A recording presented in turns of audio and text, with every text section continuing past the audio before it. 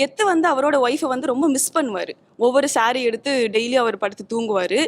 ஏன் அவர் போய் அவர் ஒய்ஃபை போய் கூப்பிடல? ரியல் லைஃப்பில் நானும் பார்த்துருக்கேன். எங்கள் அம்மா கோச்சிட்டு போனப்பெல்லாம் எங்கள் அப்பா போய் கூட்டிகிட்டு வந்ததில்லை. ஒன்று எங்கள் பாட்டியை அடித்து துரத்திடுவாங்க.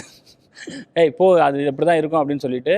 அப்படி இல்லைன்னா இப்போ நான் போய் என் பிளாக்மெயில் பண்ணி கூட்டிகிட்டு வருவேன்.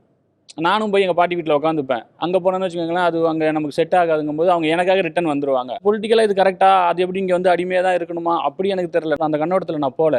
எனக்கு என்னென்னா விட்டு கொடுத்து போகிறது தான். நான் வந்து அசோதை விட்டு கொடுத்ததை ஸ்க்ரீனில் காமிச்சிட்டேன்.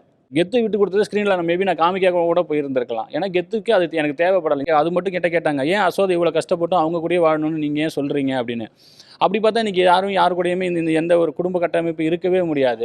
2 பேருமே மியூச்சுவலாக விட்டு கொடுத்து தான் போகணும். கெத்து வந்து அவ்வளோ ஈகோவாதியாக இருப்பான், முரடனாக இருப்பான். ஆனால் ஒரு இடத்துல கூட பொண்டாட்டி எதிர்த்து பேசுகிறதோ இல்லை வந்து ஒரு இதுவே இருக்கவே இருக்காது. ஏன்னா அவன் அவ்வளோ லவ் பண்ணுறான்.